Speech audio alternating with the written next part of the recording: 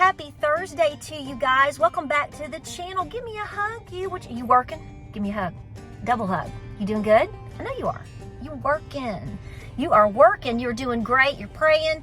You're making food and life changes and choices and thinking about things. And I think a lot of you are on this wake-up call and journey that I'm on, right? Yes. And it works, doesn't it? I know. It's awesome. We're just going to keep trucking along, guys. Thank you so much for all your love and support, comments, and for all the things that I see people saying back and forth to each other to, help her, help him, help me. Let me help you, help me. Help me help you. Whether it's talking about weightlifting or better foods and different choices. And some of us are different, have different ideas, but it's going really good. So just keep going. Keep on moving. So I know some of you are like, I cannot believe that girl has not gotten in her little car and gone up there sitting by those crazy turkeys and geese and isn't talking about Cracker Barrel. Well, we're going to today. Now, on the surface, there's a lot of things to talk about. And I want you to hang around for as long as you can to get to the moral of the story here. Because Cracker Barrel actually taught me a huge lesson. I don't know about you, but so the last video I talked about, how we have been under so much stress the last 5 years. And I think most of you will agree that there's a full-blown attack and assault on a lot of different customs and heritage and things here in the United States. Have you looked at England lately? Ireland? I highly recommend that you do that. Folks. So you need to be watching those scenarios, okay? I'm just going to wink at you and say a lot of times, a lot of things that happen across the pond eventually make their way here. It may take a while, but I think we're seeing a lot of that here too. I'm just going to drop that off because it's all related.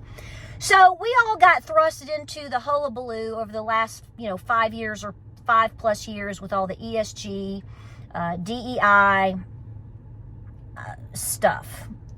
And the thing that I hope that you took away from that is that it's pretty much touched everything. I did a full video specifically on ESG and talking about the banks and ESG and policies and all the, your go woke, go broke stuff, right? And folks, it's got its tentacles. It's had its tentacles in everything. And I'm just going to say this. This isn't an anti-Trump statement. This is just a stamp of reality, a statement of reality. If you think a lot of that stuff is actually gone, no, because see, this is a problem within the minds and hearts of society. So is Cracker Barrel heritage? Yes and no. If you live in Connecticut and you've never been to Tennessee and never had biscuits and gravy, you're probably tickled to death to have a Cracker Barrel. Probably doesn't look like our Cracker Barrels that still look like the old school to a point here. But, I think people feel like they get an experience there. Being an East Tennessee girl, being a First Families of Tennessee, I can tell you right now that Cracker Barrel wasn't a big deal around here growing up.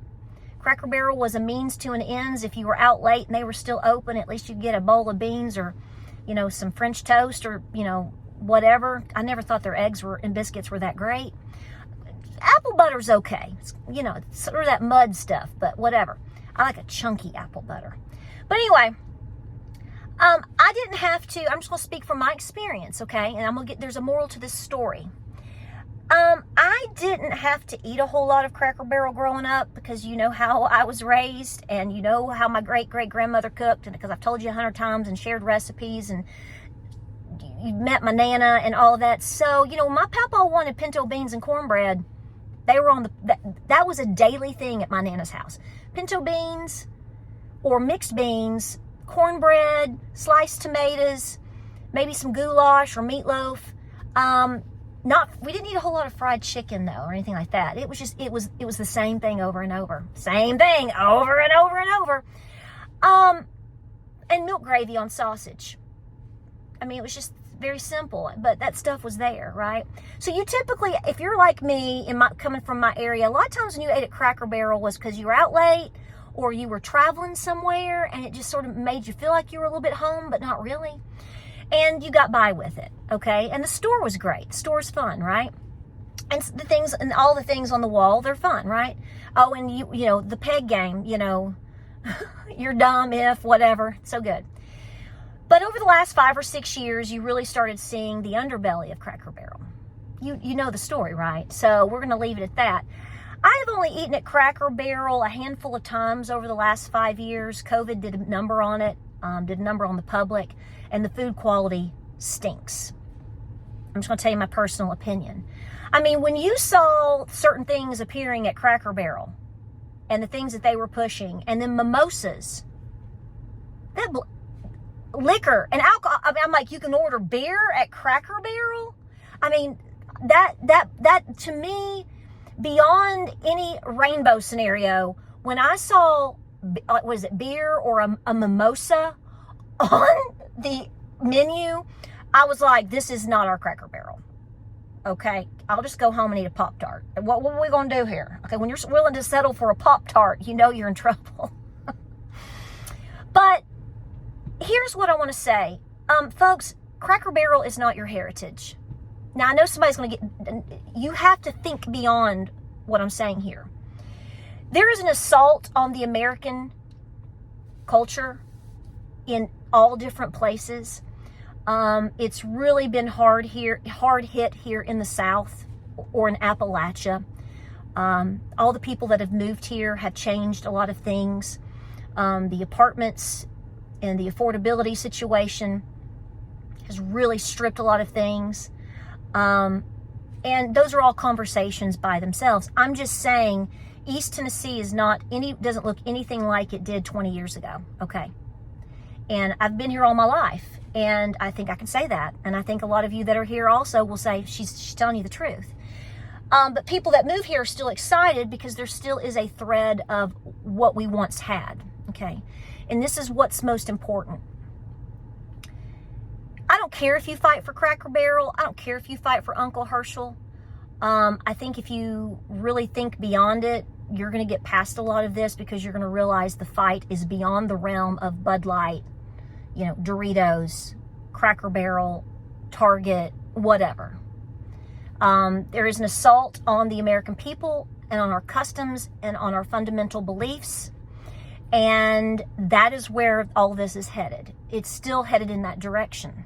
You just have a couple of cogs in the wheel, in my personal opinion. But a small win is still a big win, right? I'll give you that. But here's what I'm saying to you. I was thinking about all the times I've eaten at Cracker Barrel for this video over the last couple of years. And I ate twice at the one up in Cott County over the last year because we helped with Helene. Jeremiah Babe went with us one time, and Aaron and Enrique. And I've eaten at the one in Maryville because I took Miss Lou and Ella Bird, the beloved woman. They came over to do genealogy with me in Von Orr and up through Maryville. So Miss Bird wanted to eat. She's about 90, y'all. She wanted to eat at Cracker Barrel. It was a big treat for her to come over the Dragon, okay? And we spent the day together, and she wanted to eat Cracker Barrel. So we went, and she got catfish and greens, okay? And I ate at Cracker Barrel 2 or 3 weeks ago when we were in Middlesboro, Kentucky. I told you that story. We went up there for a family event. We were in Middlesboro, partly where my husband grew up, and we ate at the Cracker Barrel there because I thought I was going to get oatmeal for breakfast, and they didn't have it on. The menu changed again. There's a mimosa or whatever. But I was thinking about this time that I ate at Cracker Barrel. It's been this year, and it was either in January or the 1st of February. And we stopped at the Cracker Barrel in Lenoir City. It was just James and me. We went when we were fussing about where we were going to eat. I get frustrated if it starts getting late and I wanted to cook, but I don't feel like cooking. You know the whole where you want to eat. I don't know. You pick. No, you decide. If I choose there and you don't like it, we were having that moment. So I said, just go to Cracker Barrel. So I went, and James was like, okay. So we went in there and we sat down, and we got a little old gal to be, that was our server. And she was, I was guessing maybe 60.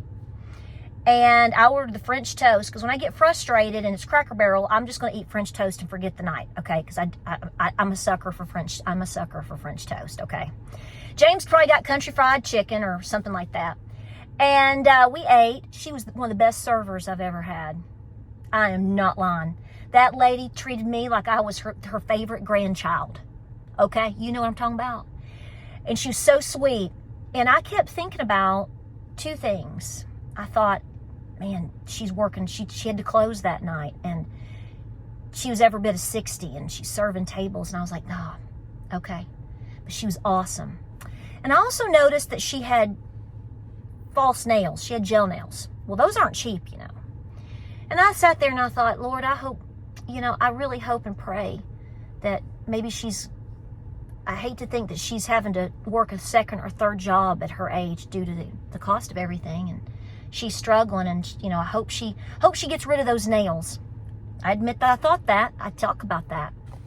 I think you would have thought the same thing, in fairness. But she was so doggone good. And we ended the night. James ran to the restroom or something, and I paid. She came back, and as I was putting my card back in, I was going to tip her. And I'm telling you the truth. Now, I don't talk about this stuff very often because somebody's always ugly and saying, you're just... But there's a moral to this story. I was about to tip her, and God said to me, you give her that $100 bill. I had a $100 bill in my wallet. I had like a 10, a 20, and a 100. It was right after my birthday. And I remember sitting there and I went, you know how God sometimes moves you to do something, you go, how about the 20? You know what I'm saying? And I heard, give her the 100. So I took the 100 out. I said, you got it. I'm going to do what you say. I don't know why I'm at Cracker Barrel to begin with. You know, I ate French toast. It was pretty good, though. And she's awesome. Okay, Lord. I laid down the $100 bill. I got up, took a sip of my water or whatever I was drinking. I started to walk off. She walked up, and she saw it. Because I'd already paid, or James had gone and paid the bill and come back. Maybe that's what it was. James had gotten up because he had gone to pay the bill. That's how it went. He went and paid the bill and came back, and that's what it was. I opened up my wallet to tip her. I said, he started to leave. He said, I'll take the leftovers and I'll go to the car. And it was raining. I remember this now. And I remember sitting there and I went, you want me to leave her 100? I mean, it was just us two. I mean, the biscuits were like hockey pucks, but she was great.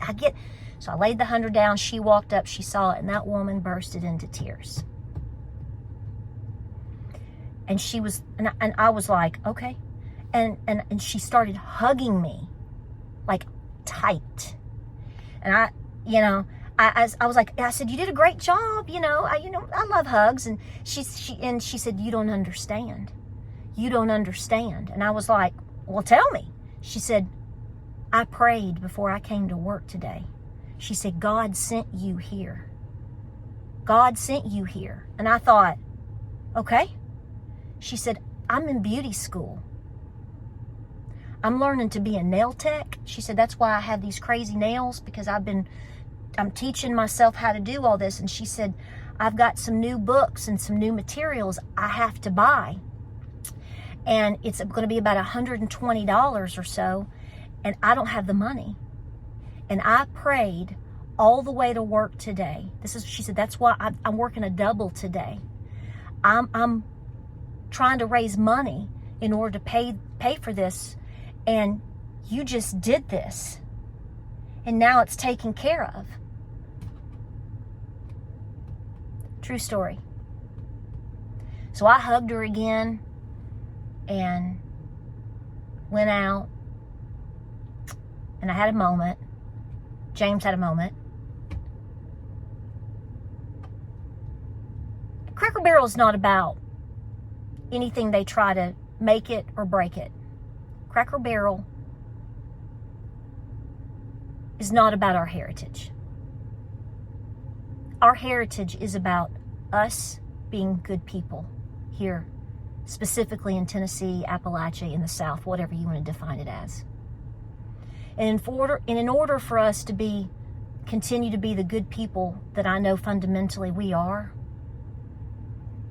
we have to be walking with God, obeying God, repenting, accepting Jesus as our Savior, becoming stronger together, doing the best that we can in our health and our walk with each other as people. So that's not to encourage you to eat or not eat at Cracker Barrel. Personally, I think they're going to continue to shoot themselves in the foot, and that's very unfortunate, because I think I read, even though their meals, somebody came out and said a lot of their stuff is thrown in the microwave. Did you see that yesterday or today in the New York Post? One of the workers came out and said that. But a lot of restaurants are like that now. So that's what I'm saying. It's not about the food. We have to make our food great. We have to teach our children about our heritage and about our ancestors. That's on you. That's not on Cracker Barrel. That's not on me. That's not on Cracker Barrel. That's on me. Do you see what I'm saying? It's on us. It's on you and me. Cracker Barrel is just a place to pop in and eat. It's not what it was 20 and 30 years ago. And I think that's the hardest part in all of this for all of us, is to realize what's happened to us.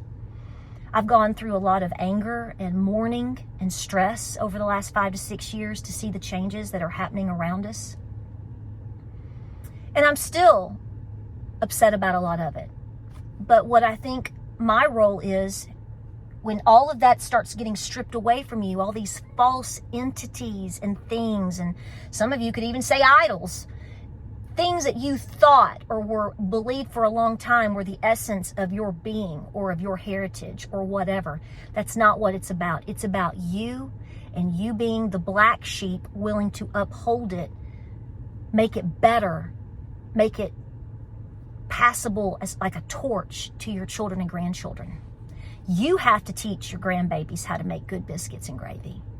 You have to be the Uncle Herschel. You have to be the one that's willing to get out the checkerboard game and the checkers, like my papa did with me growing up. He was awesome at playing checkers. I didn't learn how to play checkers at Cracker Barrel. My papa taught me how to play checkers. I didn't learn how to make biscuits and gravy and start to like it because I went to Cracker Barrel. My Nana and my great-grandmother taught me how to make biscuits and gravy. Or at least I watched it a million gajillion times, and inspired me to continue to learn how in many different ways. That came from my grandparents. And that is you now. So if you want to eat Cracker Barrel, go eat it. I don't care. They have a lot of things to work on as far as the food, as far as I'm concerned. I told the manager in Middlesboro, Kentucky 2 weeks ago, as I was paying to leave that Saturday morning, I said, don't you dare let them change all the things, the decor.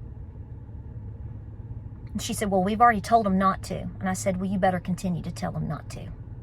So I've spoken where I can and where and how I can.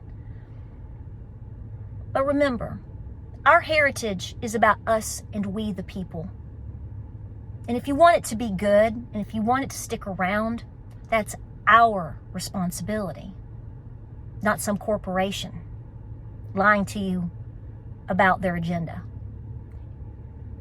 There's still good people that work for Cracker Barrel, so I'm praying for them. I don't know if they're going to make it at this point. I think the damage has been done. A lot of damage has been done. And we'll see if they hang on. And I think you're going to be able to continue to judge that by more antics that they pull. But folks, this is something that we're still facing, and we're going to continue to face. The responsibility of our health, our choices, our life, our heritage, don't depend on someone else to save it. It's up to us. I hope this all made sense. So I have a new biscuit video coming up soon. I'm going to try another recipe. I'm always looking for an excuse to make biscuits, so stay tuned for that. And the persimmon reading, coming up next. Love you. Give me a hug. Appreciate you all the time. God bless. Keep preparing. Keep praying. Keep working. Stay strong out there, and I'll see you on the next video.